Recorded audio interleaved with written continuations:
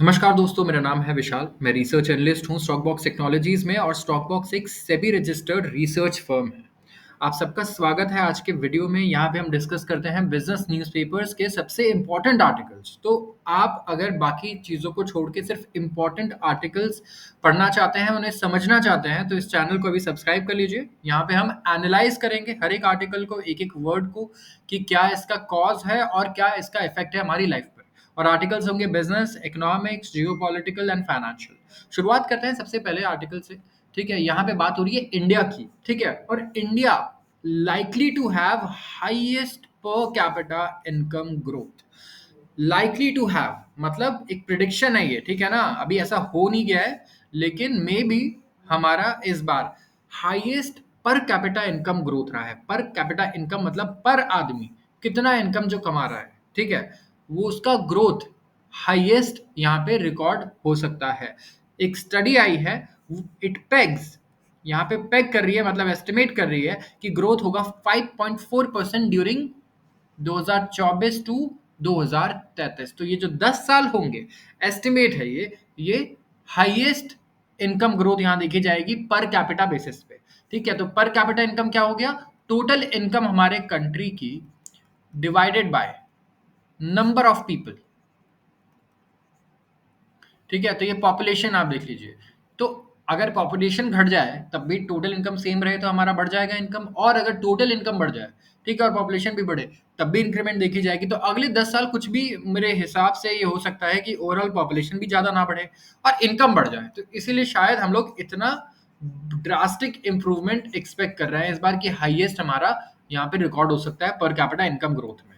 तो 5.4% का अनुमान है, ठीक है, पर एनम हर साल ड्यूरिंग 2024 से लेकर 2033 तक। तो यहाँ पे इमर्जिंग इकोनॉमीज जितनी भी होंगी, इमर्जिंग इकोनॉमीज मतलब डेवलपिंग कंट्रीज को बोला जाता है। देखिए, एक हो गई डेवलप्ड इकोनॉमी, एक अंडर डेवलप्ड इकोनॉमी, और दूसरी होती है इमर्जिंग इकोनॉमी। इमर्जिंग इकोनॉमी में चाइना है, इसके अलावा इंडिया है, इसके अलावा जो ब्रिक्स नेशन आप देखते हैं, ये सारे इमर्जिंग इकोनॉमीज हैं। ठीक है, Brazil, Russia, India, China, south Africa, ये सारी जो कंट्रीज हैं।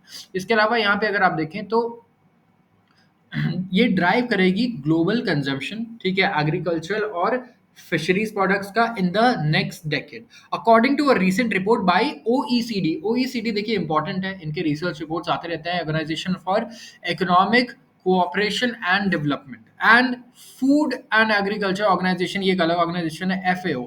इन दोनों ने मिलकर स्टडी किया जिसमें ये रिपोर्ट पब्लिश की है। तो यहाँ पे एग्रीकल्चरल आउटलुक जो है 2024 से 2033 की रिपोर्ट में 10 साल, अगले 10 साल की एग्रीकल्चरल आउटलुक को अगर आप देखो, तो यहाँ पे कहा गया कि इंडिया और साउथ ईस्ट एशियन कंट्रीज ये अपना इन्फ्लुएंस बढ़ाने वाली हैं ग्लोबल फूड और एग्रीकल्चर कंजम्पशन में। यस, इनका अब दबदबा बढ़ने वाला है। कौन कौन सी कंट्रीज होंगी? इंडिया और साउथ ईस्ट एशियन कंट्रीज। आप देख सकते हैं साउथ ईस्ट में कौन सी कंट्रीज होंगी। जैसे इंडिया के जो पड़ोसी देश है, ये भी इसमें इंक्लूडेड होंगे, जो छोटी छोटी कंट्रीज हैं। तो यहाँ पे हमारा अर्बन पॉपुलेशन सबका इंक्रीज हो रहा है, प्रोडक्शन बढ़ रहा है टेक्नोलॉजिकल एडवांसमेंट की वजह से, इनकम लेवल्स भी इसीलिए बढ़ रहे हैं। तो ओवरऑल हम लोग ओवरटेक कर सकते हैं वार्निंग चाइनीज इन्फ्लुएंस को, जहाँ पे leading changes to global economic pattern, जो ग्लोबल इकोनॉमिक पैटर्न्स है, ठीक है, इसको हम काफी चेंज कर सकते हैं मिलकर अगले दशक में। तो चाइना कंट्रीब्यूट करता है 28% ऑफ ग्लोबल कंजम्पशन ग्रोथ। ठीक है, पिछले 10 साल में चाइना ने कंट्रीब्यूट किया 28% ग्रोथ। ठीक है, और जो शेयर ऑफ एडिशनल डिमांड है ओवर द कमिंग डेकेड, ये अब घटने वाली है टू 11%। यस, अगले दशक में ये घटेगी फॉर द सेम रीजन कि चाइना भी ज्यादा नहीं बढ़ रहा है और इंडिया और साउथ ईस्ट एशियन कंट्रीज बहुत ज्यादा तेजी से बढ़ रही है। तो इसीलिए यहाँ पे हम काफी ज्यादा बड़ा कॉम्पनसेशन ले सकते हैं पिछले लॉस डेकेड्स का। ओवरऑल अगर आप देखें तो इंडिया और साउथ ईस्ट एशियन कंट्रीज जितनी भी हैं, ये एक्सपेक्ट किया जा रहा है कि अकाउंट करेगी 31% of global consumption growth by 2033। Furthermore south और साउथ ईस्ट एशिया ये प्रोजेक्टेड है कि ये अकाउंट करेंगे 40% of additional global consumption during the next decade, with half of this share is attributed to India. Yes, additional global consumption जो भी होगा ना, जितना भी एडिशनल होगा आज से लेके एक्स्ट्रा, वो उसका 40% साउथ ईस्ट एशिया से आएगा और उसका आधा इंडिया को एट्रीब्यूट किया जाता है। तो इंडिया का जो ट्रेंड है जीडीपी ग्रोथ रेट का वो है करीब 6.5% से लेके 7% और पॉपुलेशन ग्रोथ है अराउंड 1%। तो आप ये सोचिए अगर पॉपुलेशन ग्रोथ हमने कंट्रोल कर ली ना और जीडीपी ऐसे ही ग्रो करता रहा तो पर कैपिटा ग्रोथ बहुत बढ़िया देखने को मिल सकती है हमें। तो ये भी बहुत जरूरी है। ऑफ कोर्स हम लोग अगर आप पॉपुलेशन ग्रोथ भी देखें तो हमारी प्लेट्यू हो रही है, ठीक है, ऐसे ग्रोथ बहुत एक्सपोनेंशियली काफी एक्सप्लोड हुई यहाँ पे, लेकिन अब क्या है ये प्लेट्यू हो रही है। तो यहाँ पे इकोनॉमिक प्रॉस्पेरिटी हम लोग देख सकते हैं काफी। अगर ग्रोथ रेट अच्छी रही तो हम पर कैपिटा बेसिस पे बहुत बढ़िया ग्रोथ एंजॉय करेंगे और इनकम भी एंजॉय करेंगे। तो ये जो रिपोर्ट है इसका कहना है कि ओईसीडी नेशंस ने सबसे बड़ा ड्रास्टिक फॉल देखा। देखिए अगर देखा जाए वर्ल्ड मार्केट कंजप्शन में for dairy and vegetable oil and countries like India और चाइना, इन्होंने कैप्चर किया है इस पूरे मार्केट शेयर को। तो प्रोडक्शन साइड की अगर बात करें ना, अभी हम बात कर रहे थे कंजम्पशन कौन करेगा, कंजम्पशन किंग कौन बनेगा। प्रोडक्शन में देखें तो ओईसीडी का जो ग्लोबल प्रोडक्शन शेयर है अक्रॉस सीरियल, मिल्क, शुगर, ये गिरे जा रहा है, ठीक है, as compared to other regions, especially India की बात करें अगर। और सबसे नोटेबल चेंज क्या है कि ग्लोबल मिल्क मार्केट में ना ओईसीडी का शेयर ड्रॉप हो गया है 51% से 41%। तो India nearly half of this shift का आप कह सकते हैं रिस्पॉन्सिबिलिटी लेता है। यहाँ पे शेयर हमारा इंक्रीज हुआ है फ्रॉम 14% टू 23%। तो ओवरऑल जो ग्लोबल मिल्क मार्केट है यहाँ पे ओईसीडी का शेयर ड्रॉप हुआ 51% से 41%। इंडिया इसके लिए अकाउंट करता है nearly all of this shift, क्योंकि हमने इंक्रीज किया अपना share from 14% to 23%। And dairy expect किया जा रहा है कि डेयरी जो है, डेयरी इंडस्ट्री ये फास्टेस्ट ग्रोइंग होगी among livestock sectors, while India and Pakistan leading in absolute milk production growth based on yield improvements rising milking animals. तो इंडिया में ओवरऑल जो ईल्ड है मिल्क प्रोडक्शन की ये भी काफी बढ़िया हो रही है। इंडिया पाकिस्तान एब्सोल्यूट बेसिस पे भी काफी अच्छी ग्रोथ रिकॉर्ड कर रहे हैं मिल्क प्रोडक्शन में। She unveils policy blueprint amid economic crisis. She मतलब चाइनीज प्रेसिडेंट की बात हो रही है, शी जिनपिंग की।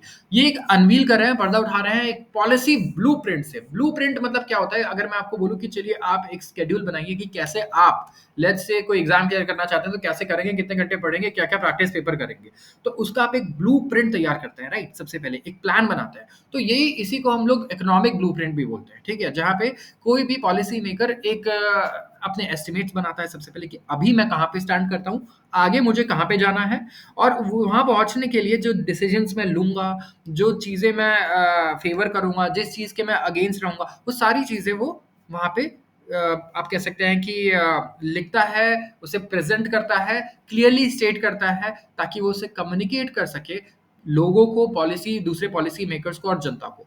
तो चाइना के जो प्रेसिडेंट हैं इस वक्त, शी जिनपिंग, उन्होंने वाव किया है, कसम खाई है, प्रॉमिस किया है कि वो इंक्रीज करेंगे support for indebted local governments. Yes, local government China में इस वक्त बहुत बड़े डेट पे है, ठीक है, और उन्होंने प्रॉमिस किया है कि इन इंडेटेड लोकल गवर्नमेंट्स को ये सपोर्ट करेंगे। जैसे इंडिया में लोकल गवर्नमेंट क्या हो गया, आपकी म्यूनिसिपैलिटीज हो गई, स्टेट गवर्नमेंट्स भी हो गए। तो इन्होंने कहा है ये टैक्सेशन सिस्टम को पूरी तरीके से अब चेंज कर देंगे। और जो रूलिंग कम्युनिस्ट पार्टी है उन्होंने अनवील किया कि इनका लॉन्ग टर्म प्लान होगा वर्ल्ड के सेकंड लार्जेस्ट इकोनॉमी के लिए, जो इस वक्त चाइना है।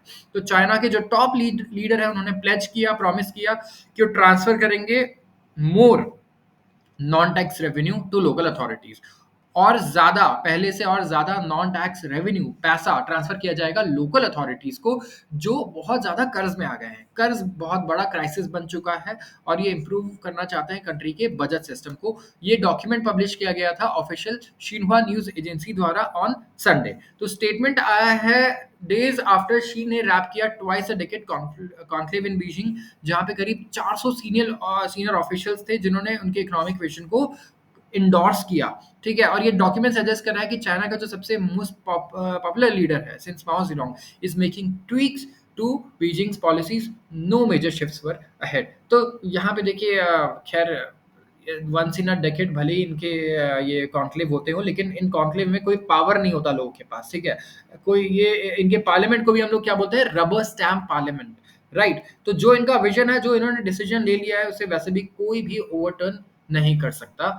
तो यहाँ पे अगर आप देखेंगे तो ऑफिशियल्स एस्टैब्लिश करेंगे central local fiscal relationship that has clearly delineated the power and responsibilities is coordinated with fiscal resources. तो यहाँ पे बात की, देखिए एक ही चीज की बात की जा रही है मेजरली। सबसे पहले डेट की, जो डेट क्राइसिस है इसे कम किया जाएगा। डेट कर्ज किसके ऊपर है? लोकल गवर्नमेंट्स के ऊपर। जो लोकल गवर्नमेंट्स है चाइना में, इनके ऊपर बहुत ज्यादा कर्ज हो गया है। तो ये अब क्या कर रहे हैं? कर्ज चुकाने में बिजी है, पैसे को कहीं निवेश नहीं कर पा रहे हैं, सड़कें बनाए या कर्ज चुकाएं, है ना? तो गवर्नमेंट्स भी आपके पर्सनल फाइनेंसेस की तरह ही फेल हो जाती हैं कई बार अपने फाइनेंसेस को मैनेज करने में। एंड यहाँ पे इन्होंने कहा है कि ये रेवेन्यू शेयर से इन्हें और ज्यादा हिस्सा देंगे, और काफी लेंदी ये रिपोर्ट है जिसमें इन्होंने पूरा ब्लूप्रिंट दिया है कि कैसे ये चाइना को दोबारा ग्रोथ के पाथ पे लेकर आएंगे। Optimal policy position MPC should focus on inflation management, ये एडिटोरियल आर्टिकल है, और मैं बता दूं हेडिंग से कुछ लोगों को शायद कुछ नहीं समझ में आया होगा, लेकिन बहुत ही सिंपल चीज है, बेसिक इकोनॉमिक्स बिल्कुल। Optimal policy position MPC should focus on inflation management. MPC क्या है यहाँ पे? Monetary policy committee. ये किसकी होती है? आरबीआई की होती है ये कमेटी। क्या करती है ये? इसका काम है कि ये इंटरेस्ट रेट वगैरह पे डिसीजन लेती है, इकोनॉमिक मॉनेटरी पॉलिसी डिसीजंस लेती है। मॉनेटरी पॉलिसी डिसीजंस होते क्या है? मॉनेटरी पॉलिसी डिसीजंस होते हैं कि ब्याज दर को क्या करना है, इंटरेस्ट रेट को बढ़ाना है, घटाना है, इन्फ्लेशन पे ध्यान रखना है, ठीक है, ओवरऑल। तो यहाँ पे अगर आप हेडलाइन इन्फ्लेशन देखें ना जून के लिए, अभी इन्फ्लेशन महंगाई दर का जो डेटा आया है, ये 4 मंथ हाई पे चल रहा है, 5.08% आ गया है एज अगेंस्ट 4.8% प्रीवियस मंथ में। और हमने अभी लिटरली इसे कवर किया पिछले हफ्ते 2 से 3 बार, ठीक है। पुराने आर्टिकल्स आप दोबारा गो थ्रू कर सकते हैं, तो आपको बहुत ही अच्छे से एज अ स्टोरी लाइन इसकी पूरी समझ में आएगी। तो मैं पूरी स्टोरी लाइन नहीं कवर करूंगा अभी, ठीक है। तो जून में अगर आप देखें तो हमारा इन्फ्लेशन रेट अच्छा नहीं आया, महंगाई दर और बढ़ गई इस महीने, ठीक है। एंड 4 महीने के हाईएस्ट लेवल पर है पिछले। आरबीआई का इन्फ्लेशन टारगेट 4% है, लेकिन हम लोग कहाँ इससे और उल्टी दिशा में चले जा रहे हैं। अगर आप प्रॉब्लम देखें ना इन्फ्लेशन में, तो महंगाई दर ऐसा नहीं कि सब कुछ महंगा हो गया, कुछ स्पेसिफिक चीजें ना कुछ गुना महंगी हो जाती है, तो उससे ओवरऑल इन्फ्लेशन बहुत ऊपर चला जाता है। तो मैं एक एग्जांपल देता हूं आपको।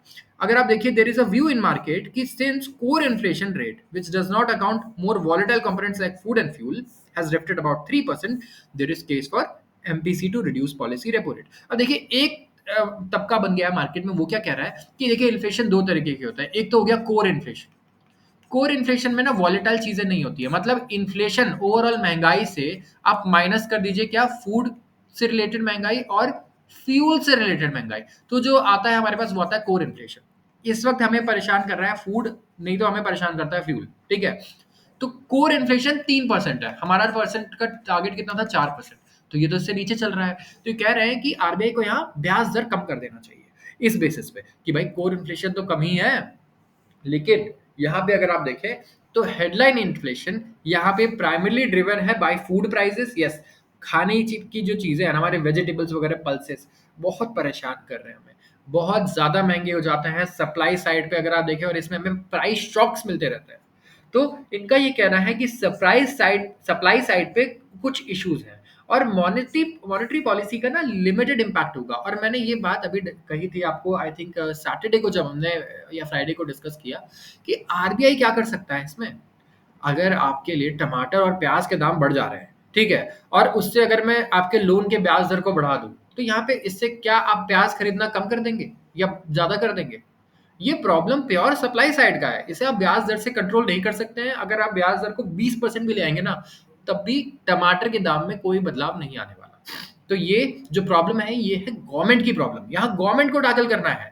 आरबीआई जो कर सकता था वो कर चुका है। आरबीआई सिर्फ वेट एंड वॉच सिचुएशन में है, यहाँ पर कुछ भी आप एक्सपेक्ट नहीं कर सकते इससे। एंड जो रिसर्च आर्टिकल है, इन्होंने फीचर किया latest monthly bulletin of RBI, ठीक है। ये ऑफिशियल पोजीशन नहीं बताता है सेंट्रल बैंक का, लेकिन ये एस्टिमेट दिखा रहा है कि जो नेचुरल रेट ऑफ इंटरेस्ट है ना फोर्थ क्वार्टर का, ये था 1.4 टू 1.9%। नोटेबली जो लेटेस्ट एस्टिमेट था, ये significantly higher than previous of 0.8 to 1% for the third quarter. तो ओवरऑल देखिए, अगर in terms of natural policy rate, ये रिफ्लेक्ट करता है स्टैंस ऑफ पॉलिसी। देखिए, let's not get very technical क्योंकि लोगों को समझ में नहीं आएगा, लेकिन लोगों को इतना बस समझ में बेसिक्स पता है कि इंटरेस्ट रेट हम लोग बढ़ाते हैं बैंक्स के, ताकि इन्फ्लेशन रेट को कम कर सके। लेकिन इन्फ्लेशन रेट कम अब नहीं होगा इंटरेस्ट रेट बढ़ाने से या घटाने से भी, ये बात फैक्ट है। इंटरेस्ट रेट अगर आप बढ़ा दो घटा दो, उससे नहीं फर्क पड़ने वाला, क्योंकि इन्फ्लेशन फूड कंपोनेंट की वजह से ज़्यादा बढ़ चुका है। और फूड ऐसी चीज़ है जो आपके आप लोन लेके तो खाना नहीं खा रहे हो, राइट? तो उसका कंज़म्पशन ना बढ़ेगा ना घटेगा, प्रॉब्लम सप्लाई से है। एंड सप्लाई गवर्नमेंट अगर सप्लाई पे फ़ोकस करे तो हमें इसी साल आरबीआई के रेपो रेट कट दिख सकते हैं। इससे हमारे इन्वेस्टमेंट्स को बहुत फ़ायदा होगा, हमारे लोन सस्ते हो जाएँगे, ओवरऑल घर भी हम ले पाएँगे जो घर लेना चाह रहे हैं, एजुकेशन लोन का बर्डन है लोगों पे वो कम हो जाएगा, कार लोन इंडिया में इतना ज़्यादा है, वो भी बेटर हो जाएगा, लोगों के पास कॉस्ट जो होगी लोगों की वो काफ़ी कम हो जाएगी, बहुत राहत मिलेगी लोगों को। तो यहाँ पे हमारी जो रिक्वेस्ट होगी वो किससे होगी? गवर्नमेंट से होगी कि ये जो सप्लाई साइड पे प्रॉब्लम्स है ना वेजिटेबल्स और पल्सेस को लेके, प्लीज़ इसे कंट्रोल किया जाए क्योंकि फ्यूल के लेके हम कुछ नहीं कर सकते। फ्यूल तो हमारे हाथ में नहीं है। क्रूड ऑयल के दाम इंटरनेशनल मार्केट में अगर आज 20 पॉइंट बढ़ जाते हैं, $20 तो हम कुछ नहीं कर सकते उसमें। लेकिन ये ऐसी चीज़ है जहाँ हम कुछ कर सकते हैं। तो यहाँ पे इट मेक सेंस कि हम फोकस करें कि हम गवर्नमेंट को प्रेशर कर पाए। फ्यूल तो ये कंट्रोल में नहीं है लेकिन फूड इन्फ्लेशन ये काबू में लें। तो आज के लिए बस इतना ही। अगर आपको वीडियो पसंद आई हो तो ज़रूर इसे लाइक करें और चैनल को सब्सक्राइब करना बिल्कुल भी ना भूलें। आप सबका बहुत बहुत धन्यवाद।